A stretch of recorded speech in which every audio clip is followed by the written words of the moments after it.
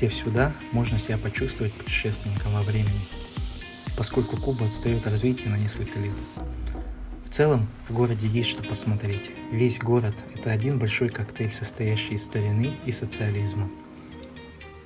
Перед поездкой я, конечно же, ожидал, что все, что я увижу в Гаване, будет пропитано духом революции. И как же я был удивлен, что Куба в настоящее время уже находится в переходном состоянии от коммунизма к капитализму. Это видно во всем, начиная от туризма в Гаване, сферы услуг, заканчивая тем, что в городе идет массовая реставрация старинных зданий испанской эпохи. Как я уже сказал, Гавана – это город контрастов. Из себя она представляет смешение стилей в зодчестве.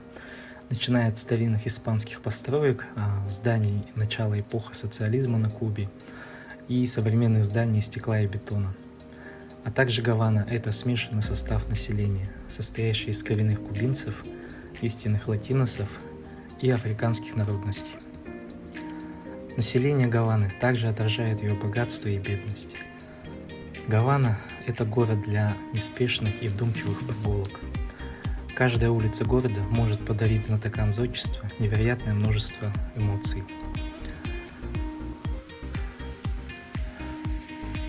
Гавана – это большой и шумный город, пропитанный запахом морской соли, пива и табака. На центральных улицах Гаваны всегда праздник. Конечно же, он постановочный и делается для туристов, но то, как во всем этом принимает участие население города, поражает. Кстати, я был приятно удивлен, что население города не такое навязчивое для туристов.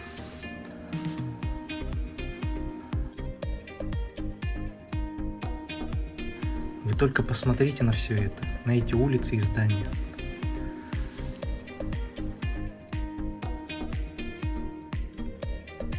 Мне кажется, что любая улица в центре Гаваны может выглядеть как яркая и красочная открытка.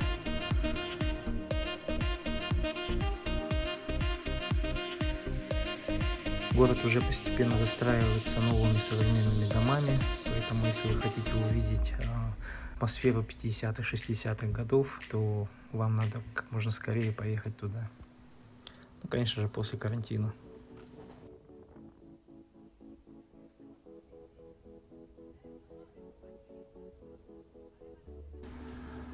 Больше всего внимания привлекает в Гаване, так это наличие множества устаревших, но все еще на ходу автомобилей. Среди них очень много наших отечественных авто, таких как «Москвич», «Жигули», советские «Лады», а также американские кабриолеты 50-х, 60-х годов. Сейчас это настоящая изюминка Гаваны для туристов. Также можно арендовать такую машину, чтобы самому кататься на ней. В Гаване уже начинает все больше и больше появляться более современные автомобили, а на таких старинных ездят в основном таксисты или гиды. К слову, в Гаване действует единая служба такси.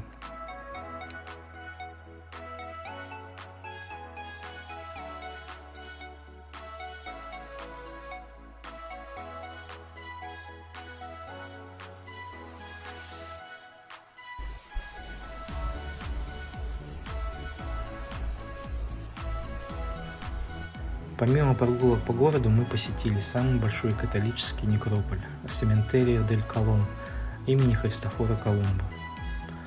Это самое величественное католическое кладбище в мире. Улицы и тротуары кладбища имеют удивительную четкость, поэтому здесь трудно заблудиться. Главная улица имеет часовню, расположенную близ площади Христофора Колумба. Это имя дано ей неспроста, ведь именно здесь планировали перезахоронить останки первооткрывателя Америки. Но этого не случилось. Кладбище Христофора Колумба – настоящий пантеон кубинских знаменитостей. Здесь похоронены поэты, писатели, певцы, жившие последние 2 века. Вообще я католические кладбища видел только в фильмах, но оказаться на таком было очень познавательно и интересно.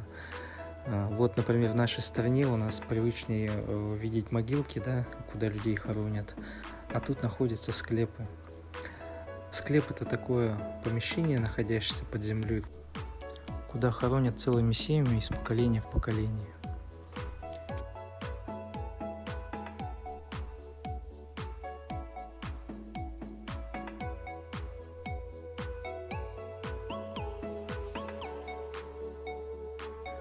До Некрополя можно доехать на специальном туристическом автобусе, который ездит практически по всей исторической Гаване и по всем достопримечательностям.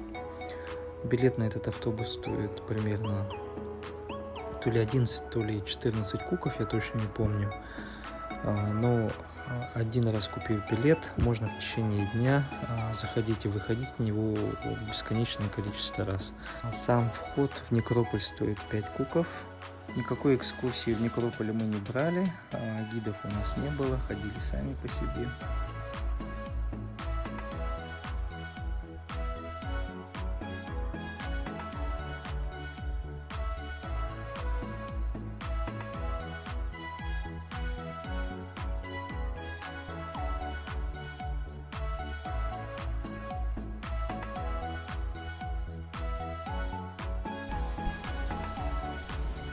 Следующее, что мы посетили, это была крепость Сан-Карлос-де-ла-Кабанья, находящаяся в гавани кубинской столицы. Крепость Сан-Карлос была крупнейшим колониальным военным сооружением в Новом Свете, построенной Испанией. Она использовалась как военный гарнизон и в качестве тюрьмы. Во время революции на Кубе крепость была штаб-квартирой командующего Че Гевары. Отсюда открывается потрясающий вид на Гавану.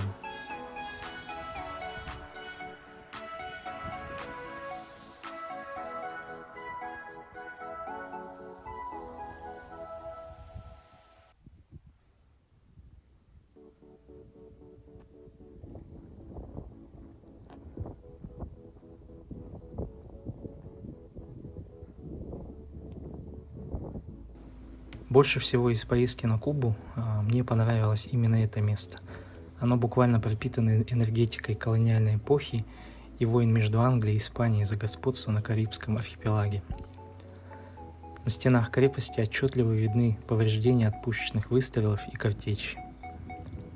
В настоящее время крепость является музейным комплексом.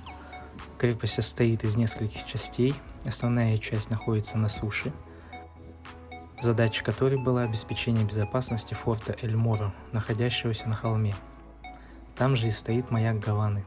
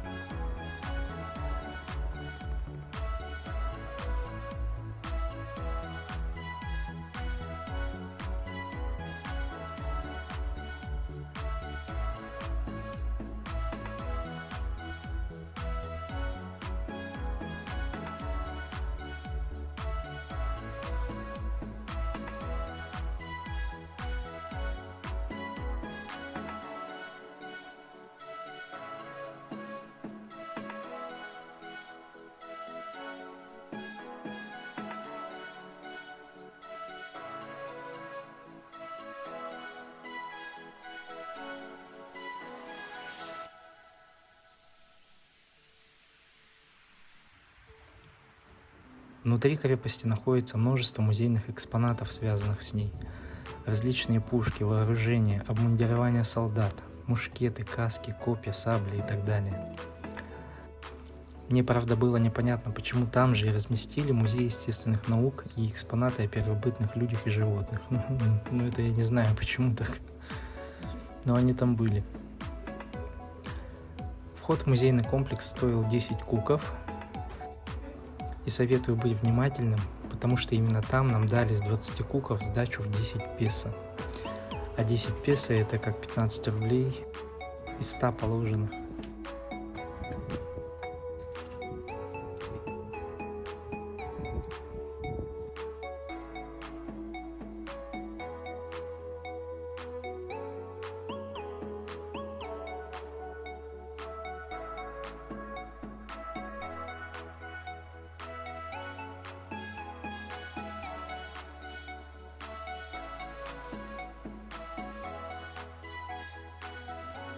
Находясь там, по-настоящему понимаешь, какими эти крепости в то время были неприступными.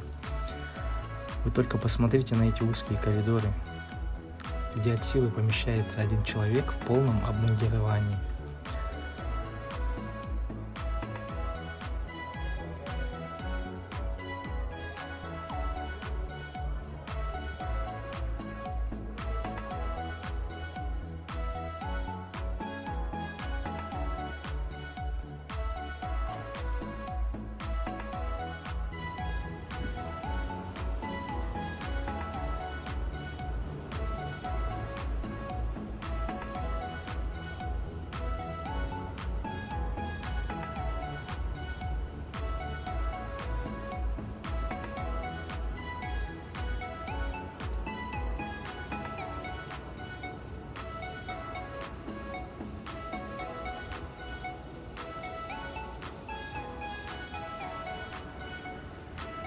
Конец нашего последнего дня на Кубе мы решили встретить именно здесь, возле маяка Гаваны. Вот смотришь на этот закат солнца на Кубе и понимаешь, что именно сейчас у тебя дома в Якутске наступает рассвет и новый день. Те, кто уже давно был на море, наверное, соскучился по звукам и шуму волн, чаек. Так что можете послушать немного.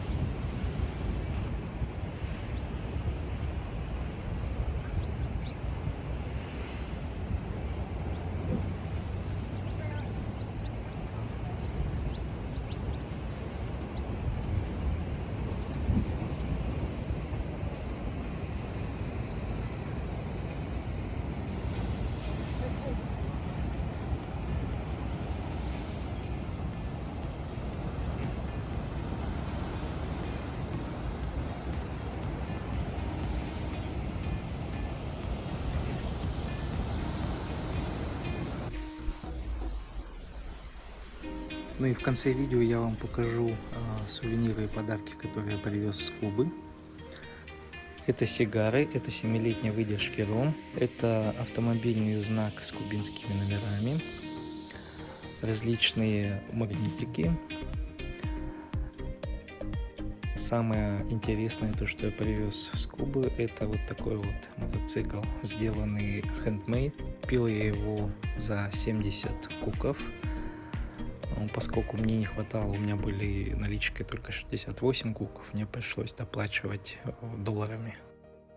В целом очень хорошая вещь, замечательно смотрится, ну и просто напоминает мне о периоде, когда я как-то занимался мотоциклами, ну, то есть помогал человеку с мотоциклами.